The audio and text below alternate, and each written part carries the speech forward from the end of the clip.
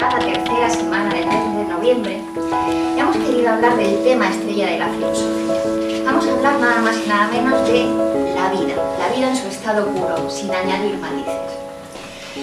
Y bueno, como todas las fiestas que estamos hoy celebrando, hay sorpresas.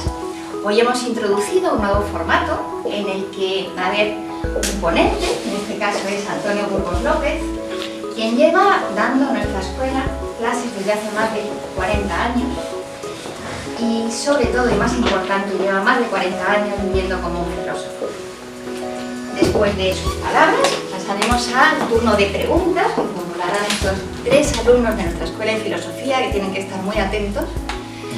Esas preguntas, pues Antonio tratará de responder por delante. Así que bueno, de esta manera seguimos celebrando nuestro Día Mundial de la Filosofía. Y nada más, les dejo con ellos y gracias por venir. Bueno, después de esta presentación de Isabel, vamos a intentar abordar un poquito este tema que nos hemos propuesto hoy, que se llama, si mal no he leído, vivir, ¿de qué va esto? O sea, creo que nos estamos preguntando por cuál es el sentido de la vida.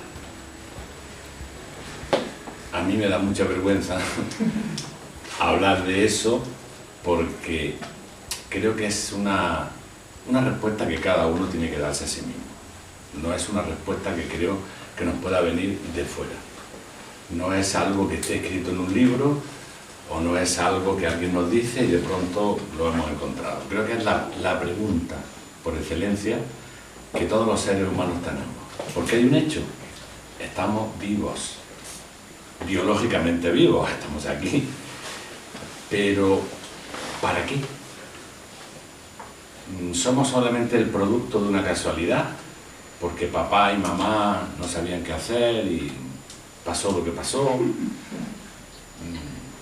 Y ya que estoy aquí, ¿para qué estoy? ¿Qué significado tiene mi vida? ¿Hay un destino? Yo creo que esas son preguntas que todos tenemos más o menos explícita o implícitamente. Es decir, todos sabemos que existen los instintos. El instinto de defensa, es aquello de agárrate a la brocha que viene con la escalera, ¿no? O sea, nos agarramos a cualquier cosa si vemos que nos vamos a caer. Eso es un instinto, no se piensa. El instinto de procreación, sabemos que existe. El instinto de alimentarse. A un niño no hay que enseñarle a comer. Pide comida en cuanto ha nacido. Sabemos que los instintos son pulsiones que vienen desde el fondo de algún lugar de nosotros y que nos instan o nos obligan a hacer cosas. ¿Existirán también instintos superiores? Sería una buena pregunta. ¿No será posible que también exista un instinto del alma o del ser trascendente que nos insta o nos obliga a buscar otras cosas que no son esos instintos tan conocidos por la psicología y el psicoanálisis? Si repasamos la filosofía de todos los tiempos, si repasamos a los grandes, siempre nos han dicho que la vida tiene sentido. Ellos al menos lo dicen así. Y ellos nos dicen que sí existe ese instinto del alma. Que no solamente están los instintos del cuerpo, están los instintos del alma. Y ese instinto del alma es una preguntita, es un ¿qué hago yo aquí? ¿Qué significa mi vida? ¿Para qué he venido? Nos podemos agarrar entonces a ese instinto del alma que trata de hacernos comprender cuál es el sentido de nuestra vida. Y eso es lo que se ha encargado la filosofía, tratar de explicitar eso. A lo mejor una persona puede decir, pues yo nunca me he preguntado cuál es el sentido de la vida. Por eso decía que esa necesidad, esa pregunta puede estar explícita, puede haberla reconocido ya uno y tenerla formulada, y realmente en determinados momentos del día o de la vida decimos, no, pero yo, ¿qué hago? ¿Para qué vivo? O puede que no esté explicitada y que podamos decir, yo nunca he pensado eso. Bueno, pues quizás sea el momento de pensarlo, porque todos los grandes filósofos nos dicen que esa pregunta está implícita en la propia existencia humana. Eso es lo que vamos a tratar de acercarnos un poquito a esa necesidad que tenemos de saber qué hago yo aquí. Como decía al principio, todos los filósofos de todos los tiempos, bueno, de casi todos los tiempos, porque en los últimos 2 siglos, 3 siglos, la filosofía ha tomado unos derroteros que no son los tradicionales. Todos conocéis a otros filósofos modernos y contemporáneos cuyos planteamientos son bastante diferentes de estos que estamos hablando. No son los que vamos a tener en cuenta esta noche. Vamos a tener en cuenta un poco más a los clásicos. Todos nos han hablado de esa necesidad, todos nos han hablado de la importancia de tener un sentido en nuestra propia vida. Y un sentido que no puede ser simplemente abstracto, tiene que ser un sentido que se pueda concretar en algo, porque tener un sentido intelectual de la vida con el que no puedo hacer nada, con un pensamiento con el que no puedo hacer nada, tampoco nos va a servir. La filosofía, si algo tiene, es que es práctica, si no, no se puede llamar filosofía. Podemos hablar de una historia de la filosofía o de una reflexión filosófica, pero la filosofía, como amor a la sabiduría, tiene que tener práctica, es una cuestión de experiencia, de vivencia. ¿Qué respuestas podemos encontrar entonces al sentido de la vida? Creo que la primera respuesta, tradicionalmente considerada, es la respuesta religiosa. La ciencia no nos da una explicación del sentido de la vida. ¿Qué otra actividad nos da una respuesta al sentido de la vida? La religión, que hasta hace un tiempo parecía que era válida. Se ha buscado en la religión el sentido de nuestra propia existencia. Pero desde el siglo XVIII, por ahí, ya sabéis que con aquello de la Revolución Francesa, de la Ilustración, esto empezó a cambiar un poco, ¿no? La religión fue perdiendo su importancia o su poder y fue ganando su importancia o su poder la razón, el pensamiento, todo eso se va. La respuesta religiosa va quedando atrás. Pero la respuesta religiosa tiene un pequeño problema.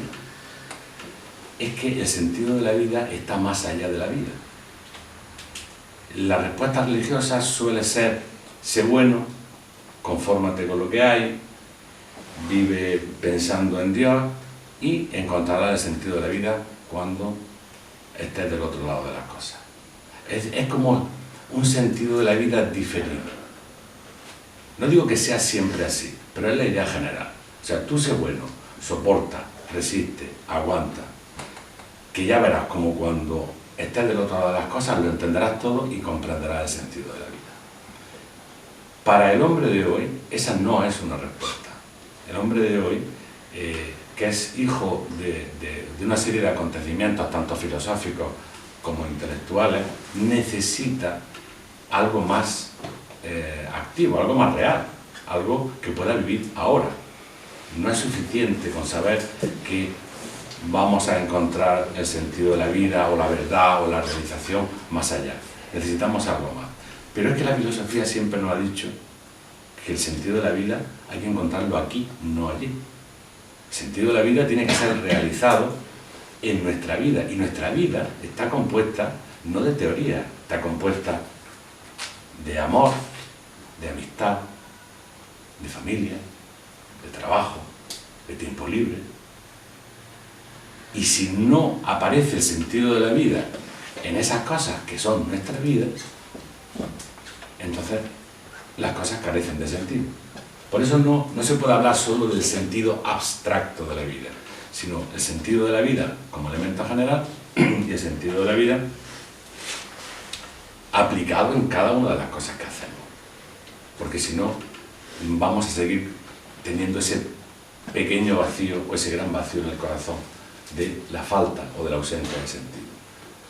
Y toda la filosofía nos ha enseñado eso, que el sentido de la vida está aquí y allí, que es total, que es global, pero que lo tenemos que encontrar para poder aplicarlo en nuestros pequeños momentos. Ahora que estoy escuchando una conferencia Y luego, cuando salga, que vaya de camino a mi casa, y mañana, cuando me levante para trabajar, tiene que haber un sentido de la vida. No puede ser algo teórico, algo que me haga esperar. Tiene que ser real. Y eso es la filosofía.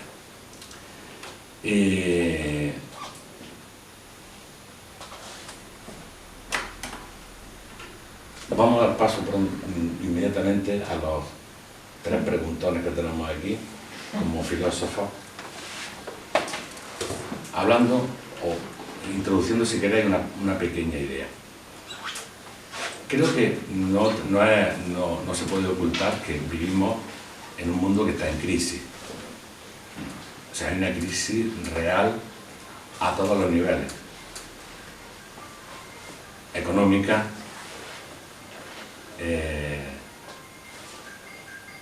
se me ha ido la palabra, moral, social, de la naturaleza, ecológica, tecnológica.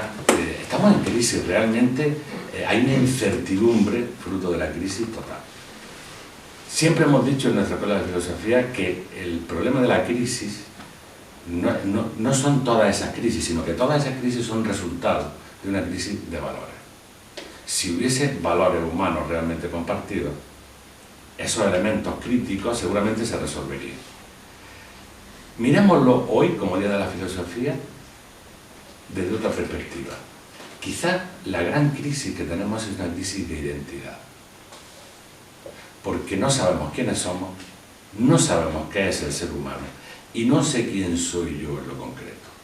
El sentido de la identidad, digamos general, ¿qué es lo humano? ¿Qué es lo humano? ¿En qué consiste ser hombre? Somos meramente un atado de células conformadas en tejidos, con unas células muy especiales que son las nerviosas. Somos un animal que piensa, somos un producto de la casualidad, o somos algo más. Ahí está el sentido de la identidad, que ya nos preguntaban los griegos: ¿quién soy yo? ¿Qué es el ser humano? Pero es que luego necesitamos también un sentido de la identidad individual. ¿Quién soy yo aquí ahora? Yo, no solamente el ser humano, yo. ¿Quién soy? ¿A qué he venido? Creo que si realmente buscamos ese sentido de la identidad, si encontramos nuestra identidad, encontraremos los valores. Y además sabremos qué tenemos que hacer en la vida. Porque si no, es muy triste vivir mecánicamente a instancias de las presiones exteriores o a instancias de la necesidad. Entonces, quizás estamos en una crisis profunda de identidad, en lo general y en lo colectivo. Y no voy a hablar más, ahora quiero que preguntáis vosotros, que habléis vosotros. Seguro que habéis preparado preguntas. Yo no me considero del todo autorizado a responder, quiero decirlo para que quede claro. Soy bastante más mayor que de todos ellos y por lo tanto tengo un poco más de experiencia. Pero voy a tratar de no dar respuestas estrictamente personales, sino aquellas cosas que hemos ido descubriendo a lo largo del tiempo y que están en los filósofos tanto de Oriente como de Occidente. Voy a tratar de ser un poco la voz de eso y no la respuesta personal que a lo mejor podríamos esperar en un momento dado. ¿Vale? Muy bien, pues podéis disparar cuando queráis. ¿Queréis empezar vosotros o empiezo yo? Da igual. Venga, empiezo yo. Bueno, han dicho muchas cosas, pero nosotros ya teníamos muchas preguntas preparadas. Me lo temía. Bueno, yo creo que hay algo que hay que preguntar, sí o sí, que nos preguntábamos cuando nos parábamos a reflexionar sobre el tema de la charla, y todos coincidíamos en algo que tú has dejado un poco ahí abierto, que has dicho, por ejemplo, que hay la religión que nos trataba de dar un sentido y la filosofía que nos da un sentido aquí y ahora, que nos invita a buscar el sentido de la vida en cada cosa que hacemos. Pero claro, es que hacemos muchas cosas. Entonces, yo me pregunto, en el trabajo, ¿cómo buscamos el sentido de la vida en el trabajo, por ejemplo? porque no nos cuesta un poco afrontar ciertas actividades, y yo tengo que encontrar un sentido de la vida en todo que me vaya completando, pero hay actividades de uno que le cuestan un poco más. Yo tenía aquí una palabra puesta para hablar, pero digo, a ver si sale la pregunta, hablamos de eso. A mí me parece que la clave está en la vocación, en encontrar la vocación que cada uno tiene. Yo sé que esto son palabras mayores, ¿no?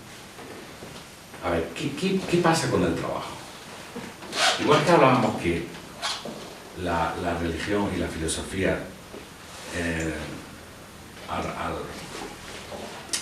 en función de lo que ocurrió con la llamada Ilustración, la Revolución Francesa, pierden importancia en relación a lo técnico y lo científico, también es cierto que el trabajo con la Revolución Industrial sufrió un cambio profundísimo. El pequeño propietario, el trabajador de la tierra, el constructor, el albañil, el minero, eran dueños de su tiempo y dueños de su oficio y dueños de sus herramientas, y podían estar sometidos a las inclemencias del tiempo y otras cosas, pero ellos eran de alguna manera propietarios, y el trabajo tenía un sentido de realización, no era simplemente algo para ganarse la vida. Cuando aparece la Revolución Industrial y aparece el obrero especialista, yo sé que esto nos puede parecer un poco raro, pero es que nosotros no hemos conocido, bueno, yo sí, que soy del pueblo y sé lo que es el agricultor que tiene su terruño, su tierra, y se la está jugando porque el tiempo le puede mandar en la cosecha, pero es su tierra, es su obra, es su trabajo, y no lo hace solo, para ganarse la vida, lo hace porque se realiza haciendo eso, ama su profesión. Eso ha desaparecido. Entonces aparece el obrero especializado, que viene del campo, que viene del otro sitio, y se mete a trabajar en una fábrica, en una cadena de producción. Es un ser totalmente anónimo. Ya no trabaja para realizarse, ya no es suyo, es un asalariado. Y la obra no le importa, porque nunca la va a ver, porque él simplemente ponía un tornillo en una pieza, se despersonaliza, se deshumaniza el trabajo. Y entonces, de aquellos polvos vienen estos lodos. Es decir, ahora el trabajo, ¿cómo se concibe? Solo como una manera de ganarse la vida. O sea, yo vendo 8 horas de mi tiempo a alguien y por eso me da un dinero. Yo con ese dinero trato de medio vivir como puedo, pero el trabajo me da igual. Yo sé que esto es lo que vivimos actualmente, pero ese es el problema. Que el trabajo no me realiza, el trabajo es una manera de ganarme la vida, con lo cual, en el fondo, es una forma de esclavitud. Bueno, pero es que ahora, antes, el pobre minero que estaba allí, el pobre minero tal vez amaba la mina, y creemos que era un sufridor que estaba allí, tal vez amaba su trabajo, y tal vez sabía lo que era entrar y comunicarse con la naturaleza a 100 metros o 200 metros de profundidad, tal, y eso no lo entendemos porque nosotros ya no amamos el trabajo que hacemos. Pocos lo aman porque han encontrado su vocación, sino que simplemente, pues yo hago lo que tenga que hacer para sobrevivir, para ganar un dinero, y ahora yo ya veremos. Pero pensar una cosa, dedicamos 1/3 de la vida a trabajar, 1/3. 1/3 de la vida a trabajar y 1/3 de la vida a dormir. Nos queda 1/3 de la vida ¿para qué? Entonces, si el trabajo, que parece mentira, es más importante de lo que parece, si el trabajo no nos realiza, no nos sentimos copartícipes y no significa algo que viene de nuestro interior y que se manifiesta hacia afuera, el trabajo nos deforma. Entonces, habría que cambiar el sentido del trabajo. Esto no lo vamos a poder hacer a nivel general, pero sí lo podemos hacer a nivel individual. O sea, a mí me puede preguntar un joven que tiene ahora 18 años, 20 años, que está pensando en que tiene que trabajar y que no sabe en lo que va a trabajar y que no le gusta la carrera que empezó y que ha terminado, y a lo mejor ya ha terminado el título. ¿Y qué hago? Pues tener un poco de valor y hacer algo. No que te guste, que la palabra gusto no es exactamente la la más adecuada. No es que te guste exactamente, sino que te realice, que sea algo creativo, que tú puedas participar de eso que haces. Entonces, ante la falta de visión general del trabajo como elemento realizador, ponle tú la realización al trabajo. Que sea algo humano, que no sea algo meramente de pasar una hora, de que te den un jornal. Yo espero que con la evolución de la sociedad, con la evolución del tiempo, se recupere el sentido ancestral del trabajo como vía de realización, como vía de entrega, como vía de dar algo al mundo y no solamente recibir un dinero. Pero mientras tanto, cada uno tendría que encontrar lo que vamos a hablar de su propia vocación. ¿Qué es lo que yo quiero hacer en la vida? Pero como todo, la vocación necesita ser educada. O sea, lo hemos comentado más de una vez. El niño tiene vocación. Cuando tú le preguntas a un niño que ya empieza a hablar, ¿tú qué quieres ser? Pues yo quiero ser abogado, pues yo quiero ser bombero, pues yo quiero ser policía, pues yo quiero ser albañil, pues yo quiero ser youtuber, no sé, cualquier cosa.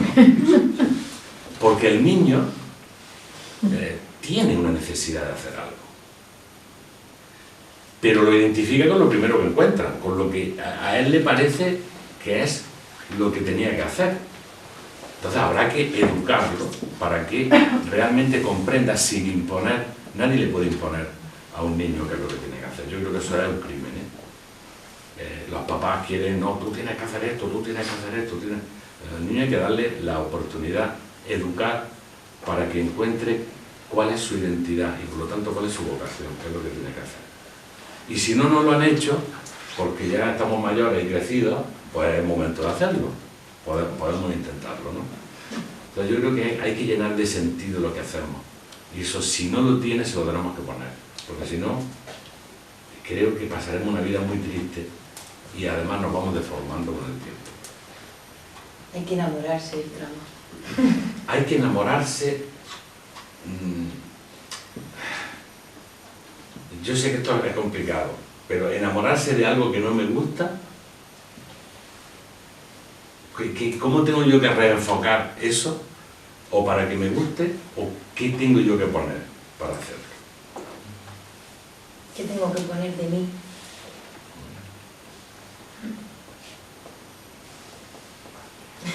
Yo tengo otra pregunta encima de eso.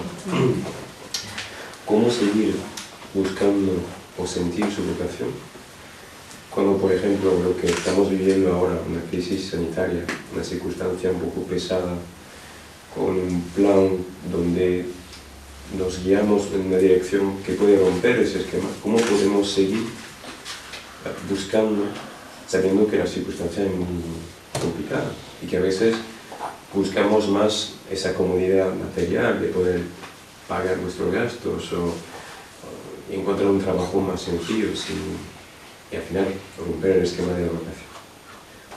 ¿Cómo podemos seguir buscando al final? Yo te diría filosofía. Filosofía en el sentido tradicional de filosofía. Porque filosofía es amor a la sabiduría, por lo tanto tiene un todo de búsqueda y de encuentro. Yo creo que hasta el final, hasta el último segundo en que un hombre está vivo, puede cambiar su vida si quiere. Y creo que la ayuda, hoy en el Día Mundial de la Filosofía, nos viene desde el punto de vista de la filosofía más que de otra cosa. Antes, Eva, tú has hablado de la vocación, cómo encontrar la vocación cuando ya parece que no la tengo, que está perdida, ¿no? Como es un impulso interior, no está perdido, puede estar dormido, puede estar latente, pero está. ¿Qué es lo que nos aconseja esa filosofía temporal? Yo creo que hay tres cualidades que todo ser humano tiene en potencia, que tiene que despertar. Lo primero es un poco de inteligencia. Es decir, repasar, revisar cuáles son mis planteamientos. Todos tenemos pensamientos sobre las cosas, círculos viciosos de pensamiento. Yo no puedo, yo no sirvo, yo quiero esto, ¿no? Un poco de inteligencia para revisar nuestras posturas reales ante la vida. O sea, si yo pienso que no puedo hacer esto, no lo voy a hacer nunca. Si yo me repito a mí mismo, soy un impotente, soy un impotente, soy un impotente, me haré un impotente. Si yo mantengo una serie de valores que me han venido por formación, por educación, por experiencia, y los mantengo solapados dentro de mí, no los reconozco, están manipulando mi vida. Pues primero inteligencia, tener la capacidad de revisar objetivamente cuáles son mis planteamientos. Creo que para eso nos va a ayudar la filosofía, sí o sí. Revisar, o sea, no decir que, es que no digo yo que estén mal ni que estén bien, revisarlo. Entonces creo que esa inteligencia es fundamental. Luego creo que nos hace falta una gran dosis de sensibilidad. La palabra es demasiado fuerte, pero de amor. O sea, no puede ser solo para mí. Si es solo para mí, soy un egoísta y me derrumbaré sobre mí mismo. Eso, la filosofía nos enseña eso. Un poco de sensibilidad para con todos los demás, con la naturaleza. Un poco de amor para que lo que yo haga sea útil a otros, no solamente a mí. Creo que es esencial y fundamental. Y otra cualidad que se puede decir de muchas maneras es capacidad de decisión, capacidad de arriesgarse.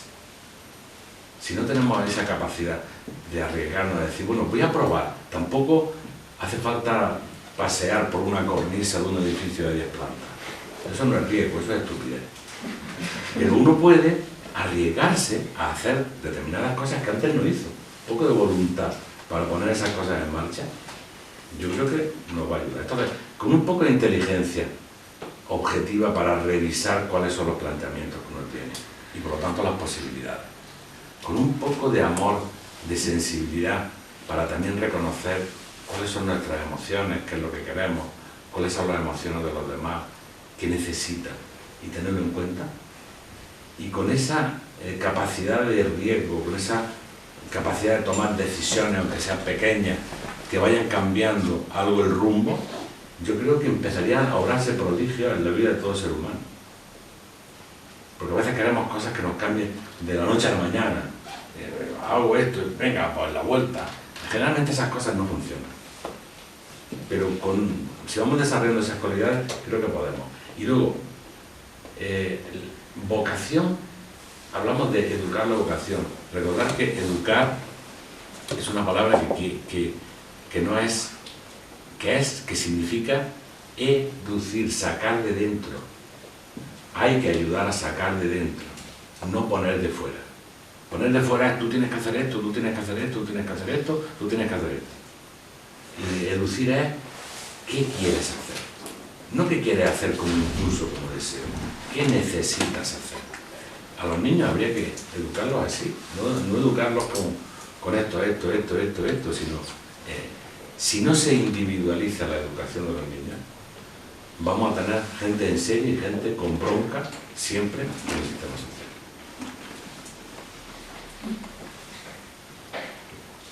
Otra pregunta.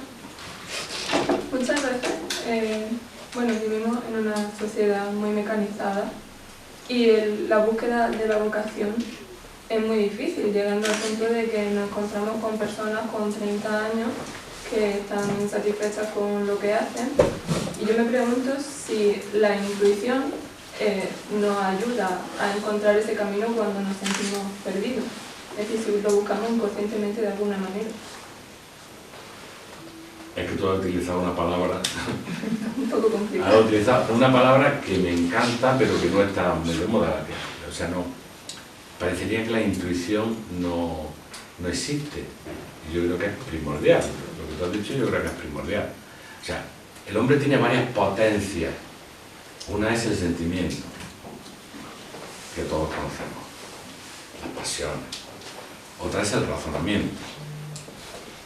Otra cosa es que sepamos usarlo, porque nadie nos ha enseñado a pensar correctamente, no sé si os habéis dado cuenta. No nos han enseñado a pensar, a reflexionar correctamente. Esa es otra herramienta. Y otra es la intuición. Y la intuición existe. Absolutamente convencido de que existe. Bastante oscurecida porque no se la trabaja. O sea, no nos han enseñado a controlar nuestras emociones, sino en todo caso a reprimirlas. No nos han enseñado a usar nuestra poderosísima herramienta que es el razonamiento, hemos aprendido como hemos podido, y ya no digo nada de la intuición, porque la intuición se puede confundir en muchos casos con los instintos, esa es la realidad. Es decir, cuando hablamos de intuición hablamos de una potencia superior, de una potencia que no es razonable. Y vivimos en un mundo en el que lo que no es razonable viene de su mundo. Pero la filosofía nos dice que no, que hay un supermundo, un supramundo, hay una parte superior en el ser humano y el vehículo de esa parte superior es la intuición. ¿Qué pasa? Que se confunde con otras cosas. No tenemos la reflexión interior, el conocimiento íntimo para saber de dónde vienen las cosas, de dónde nos vienen. Entonces, la intuición existe, pero al no estar educada, trabajada, desarrollada, sino más bien reprimida, al final se convierte en una molestia o en algo que es un punto que le da a uno. Pero en realidad cuando uno trabaja, cuando el impulso es persistente y noble, eso es intuición. Uno tendría que limpiar, desbrozar el camino interior para ver que si algo persiste, si algo vuelve, si cuando uno lo mira con tranquilidad, eso está. Y, a ver, no es la voz esa que te dice tienes que matar al vecino, eso sale de las películas de terror. Es algo mucho más inmaterial lo que nos tiene, ¿no? Pero yo creo que esa potencia existe y ahí encontraríamos la vocación. Ahí encontraremos la vocación. En esa vocecita interior que nos dice esto es lo que yo quiero hacer. Lo que pasa es que cuando hablamos de vocación a veces la concretamos demasiado. Decimos vocación de pintor, vocación de policía, vocación de abogado. Yo creo que no es exactamente eso. Para algunos casos sí, tiene vocación de médico y la tiene, y está claro. Pero yo creo que la vocación se puede, la vocación real se puede proyectar sobre diferentes actividades, no necesariamente sobre una. Es decir, es más profunda y más amplia, no es entre comillas, tú has nacido para ser abogado. No necesariamente es así. Para algunas personas puede serlo, pero yo creo que es más amplia. Y podría ser abogado, podrían ser otras cosas que se van a realizar igualmente siendo abogado que siendo carpintero. Aunque parezca una tontería lo que estoy diciendo. La vocación es mucho más plástica, es mucho más libre, es mucho más... encuentra su naturaleza, su expresión, si la dejamos de una forma natural. Pues a veces una persona está frustrada, yo quise ser pintor y nunca tuve la oportunidad. A lo mejor no era eso lo que tenías que hacer. Y te has fijado en que querías ser pintor, era otra cosa. Mira a ver qué te realiza, mira a ver qué te conmueve por dentro, mira a ver, creo que es fundamental en esa clave de la identidad, lo que puedes dar al mundo. Yo creo que eso es muy importante, no solamente lo que tú obtienes. Yo creo que cuando hay una verdadera vocación, tiene tanto de recibir como de dar. Es más, yo creo que cuanto más da, más recibe. El que tiene una verdadera vocación, generalmente es una vocación de servicio. El pintor no puede pintar para ganar dinero. ¿Cómo decir? El músico no puede hacer música para ganar dinero. Por supuesto que tiene que ganar dinero. Si no, de qué vive. Pero no puede hacer un cuadro para ganar dinero. No puede ser.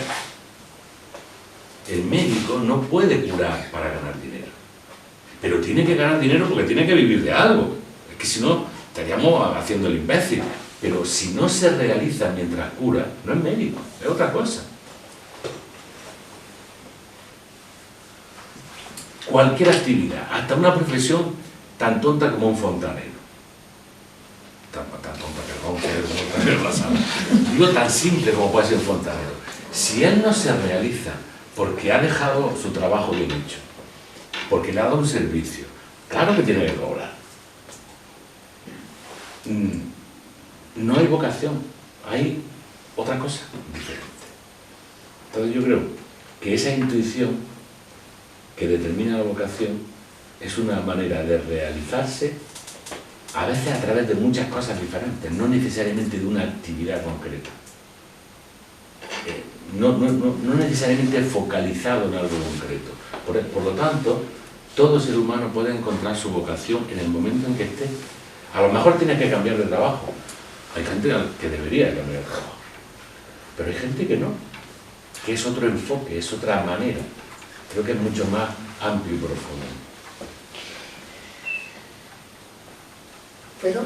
En serio. Yo creo que en cuanto a la vocación nos han dado todo un poco más de ganas, inspiración de buscar un poco el sentido de la vida, de nuestra vida, que también nos interesa mucho que nos digas cómo buscamos el sentido en ella.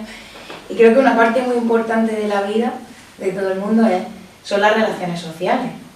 Las relaciones sociales me refiero a familia, amigos, la pareja, y es un problema candente hoy en día. Quiero decir que hay muchos conflictos relacionados con este tema. ¿Cómo podemos buscar un poco la realización de la que está hablando en el trabajo a nivel relaciones?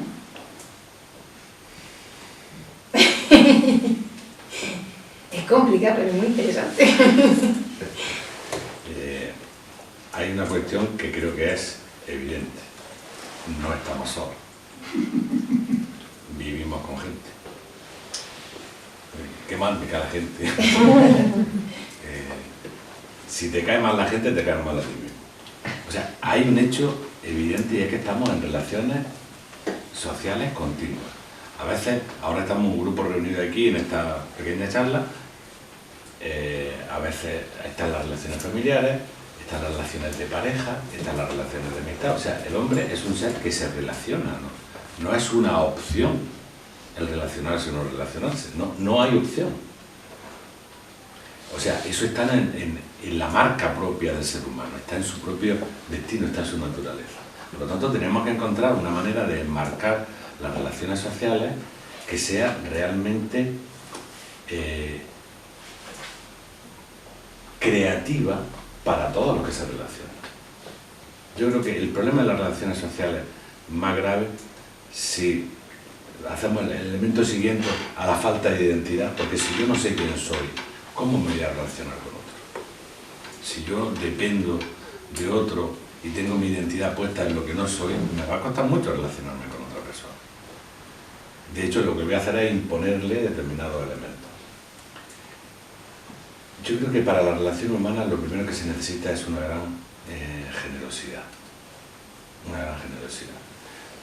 Sin generosidad es muy difícil que la relación humana sea medianamente satisfactoria. Y si me apura en un grado más de profundidad,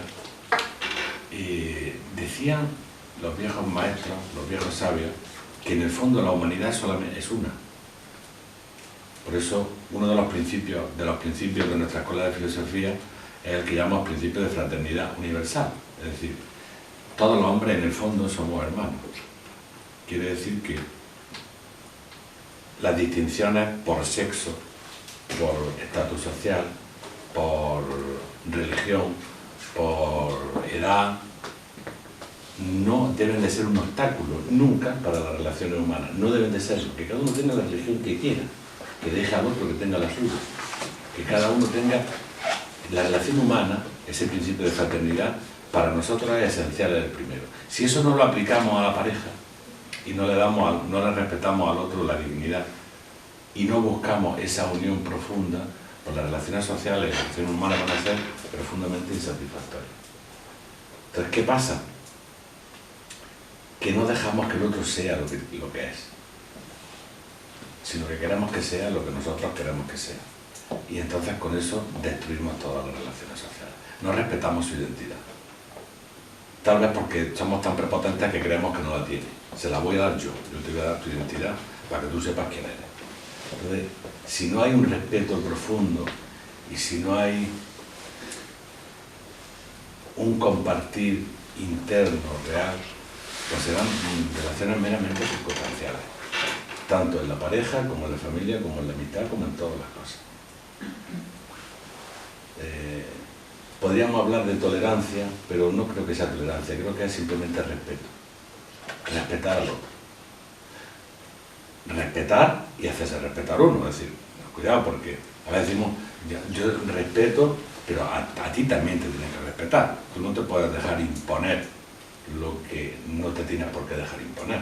Porque a veces es que la palabra amor es muy peligrosa. Cuando usamos la palabra amor, parece que significa que siempre uno da y permite que uno sea el felpudo del otro. No, eso no es amor. O sea, hay amor, hay una relación profunda, pero igual que doy respeto, también pido respeto para mí, para mi propia identidad, ¿no? Yo creo que sí, con un poquito de eso, de generosidad, las relaciones humanas serían mucho más satisfactorias para todos. Entonces, Antonio, hemos hablado principalmente de un sentido de la vida individual, pero ya que no estamos solos en sociedad, podríamos decir que tenemos un sentido de la vida común, un camino común. Qué buena pregunta. Yo creo que tiene que hacer las dos cosas. A ver, el sentido de la vida es individual, no individualista. No individualista. El individualismo es yo primero y lo demás que le dé morcilla. No. Individual es individuo, es uno. Cada uno es uno y es irrepetible. No hay dos iguales. Si físicamente no somos iguales, y si físicamente no podemos encontrar dos huellas dactilares iguales, ¿cuántos llevamos? ¿Somos 5.000 millones o 6.000 millones? O 7.000 millones. No vamos a encontrar dos huellas digitales iguales. Vamos a ser iguales por dentro. No podemos ser iguales. No podemos, somos distintos. Cada uno es uno. Por eso hablamos de identidad. Por lo tanto, cada uno tiene que encontrar ese sentido de la vida. Pero yo creo que si lo ha encontrado, hay algo mágico que ocurre inmediatamente. Se armoniza con las otras identidades. La vida es armónica. O sea, yo pensaré de una manera, sentiré de una manera, tendré una vocación, pero la tuya no se va a oponer a la mía. La vida es maravillosamente sincrónica en ese sentido. Por lo tanto, sí que habría también un sentido, no colectivo de unificador, sino colectivo de sincronizador. Sería como los rayos que convergen en un punto, ¿no? O sea, como una pirámide, todas las líneas de todos los sitios que convergen. ¿Sí? Porque esa convergencia es justamente ese principio de fraternidad del que hablábamos antes. Esa convergencia va a existir, pero tienes que encontrar tu identidad. Yo creo que el que encuentra realmente su identidad no se opone a ninguna otra identidad. Por lo tanto, también habría un sentido colectivo. De hecho, en nuestra escuela de filosofía, cada uno es cada uno, como decimos muchas veces, ¿no? Pero trabajamos juntos y nos lo pasamos muy bien. ¿Y hay conflictos?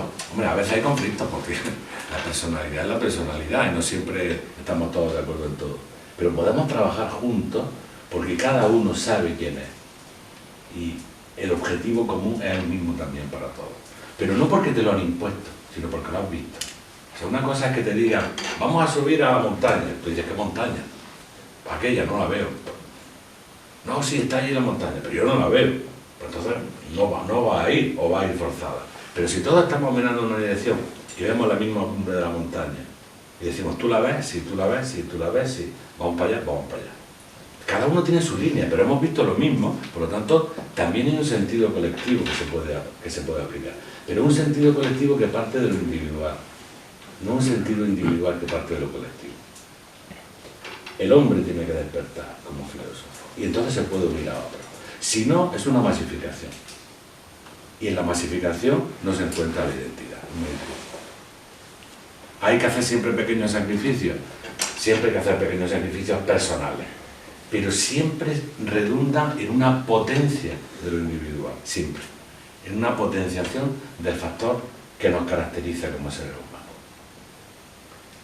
Es decir, no podemos permitir que nos etiqueten de mala manera. Cada uno es cada uno. y tiene que encontrar su propia forma de transitar la subida. No se puede hacer de otra manera. Toda masificación en este sentido, impuesta desde arriba, nos deshumaniza o nos robotiza, que es lo mismo. Entonces sí, claro que hay una parte colectiva, pero colectiva porque hemos visto lo mismo. No porque viene impuesto, sino porque miramos en la misma dirección y estamos viendo lo mismo, básicamente lo mismo. Entonces, ya está. No sé si... Una cosa, hablando del amor, ¿cómo saber que tocamos el amor cuando no sabemos qué es realmente? Por ejemplo, con una persona o con cualquier cosa de la vida. Bueno, ahora sabemos que los ejemplos que tenemos ahora no enseñan mucho amor. Entonces, ¿cómo saber que yo amo eso al final? ¿Cómo sentirlo? ¿Cómo entenderlo?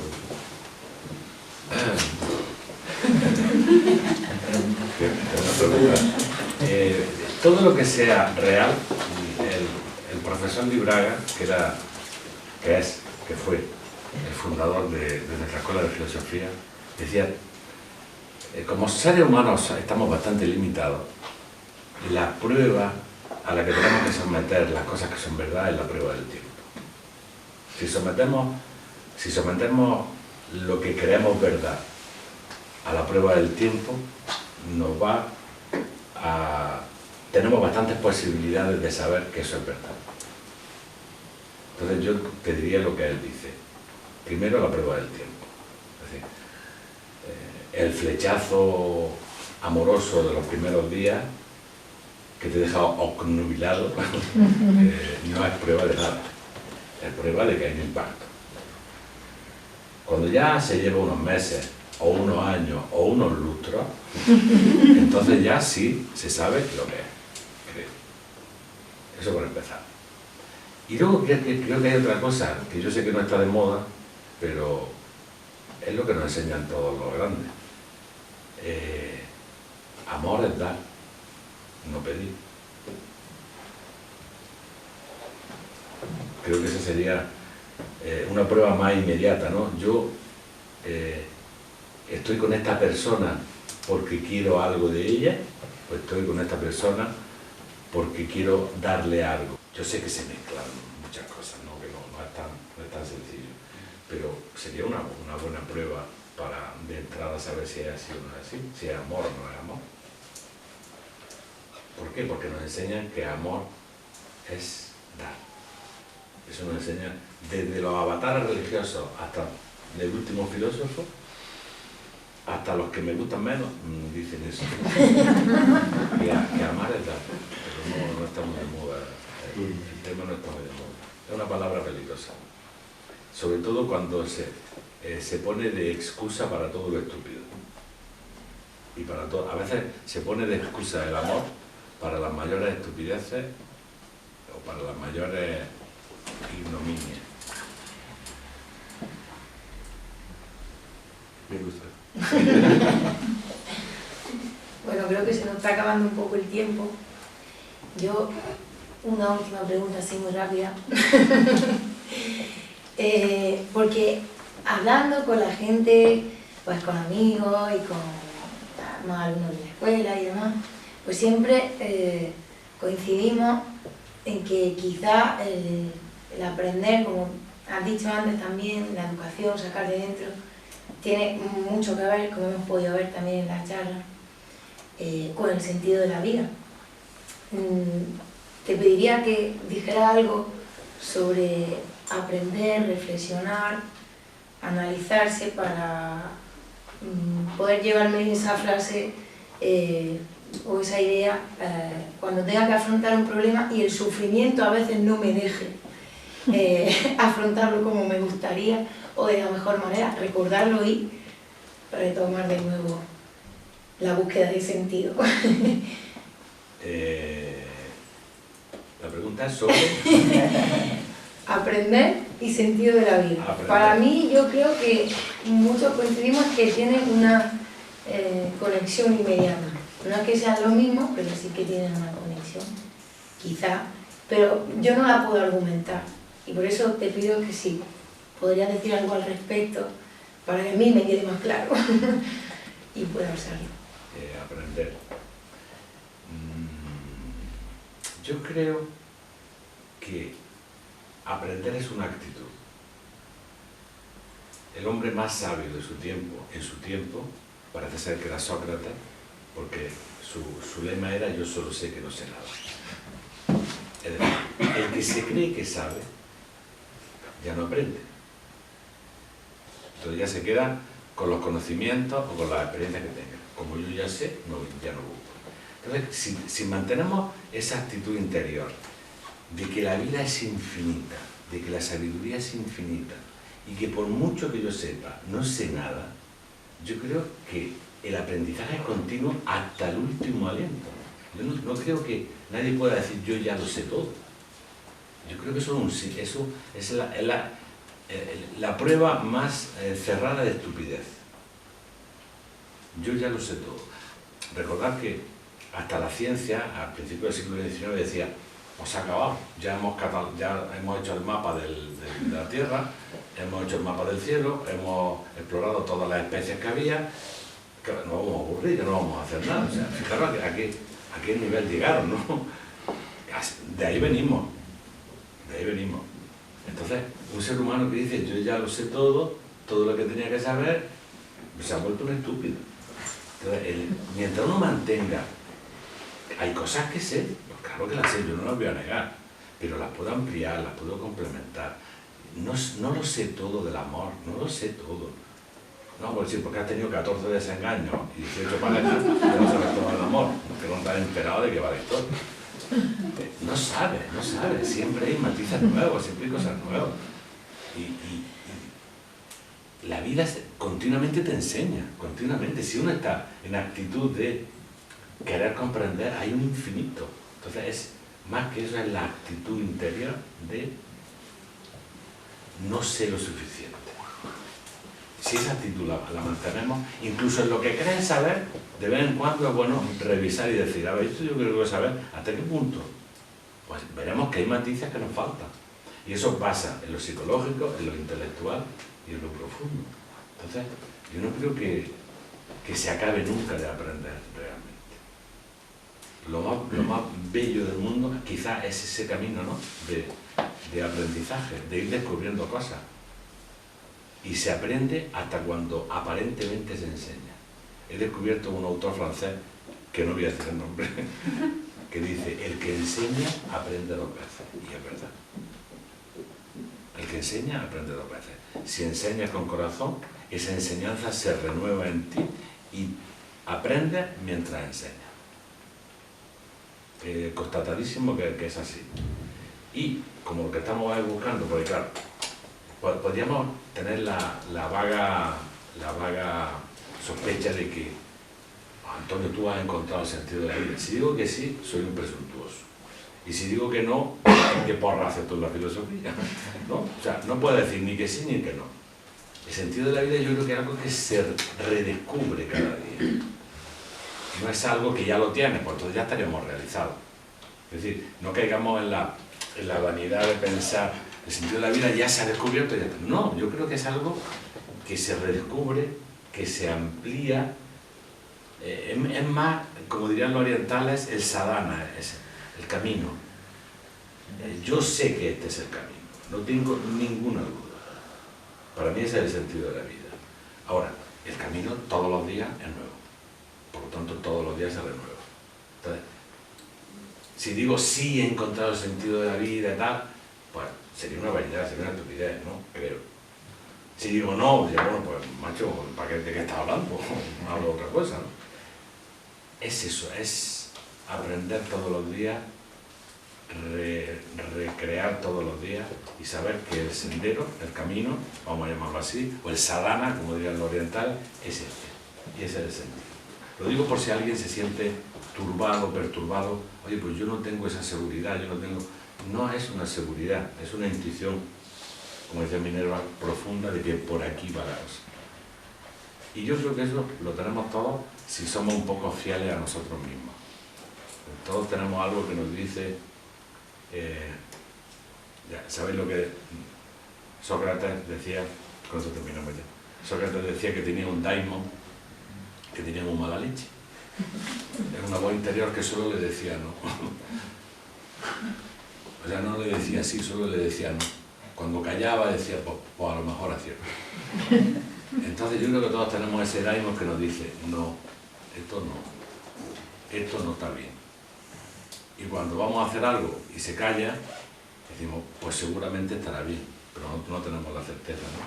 Entonces yo creo que enfocar la vida con ese sentido del humor que siempre nos enseñan los filósofos, porque equivocarnos nos vamos a equivocar, sí o sí, y poder rectificar, que es aprender. Y yo creo que la vida se hace bastante más intensa e interesante con esa actitud. Y creo que ya hemos charlado un rato. Bueno, muchas gracias a vosotros que habéis representado un poco las preguntas que el público aquí presente no ha podido hacer.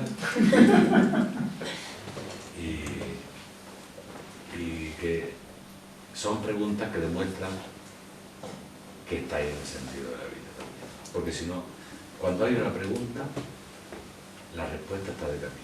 Yo estoy convencido de que hasta que la respuesta no asoma, no aparece la pregunta. Entonces, cuando tienes una pregunta intensa, consérvala, porque la respuesta ya está volando en dirección a eso. El que no tiene pregunta está muerto. O dormido, bueno. Como Thanatos e Hypnos son hermanos, casi da lo mismo, ¿no? Pero cuando tenemos preguntas que no nos aturullen, es bueno, es muy bueno tener preguntas, porque la respuesta viene de camino. Muy bien. Muchas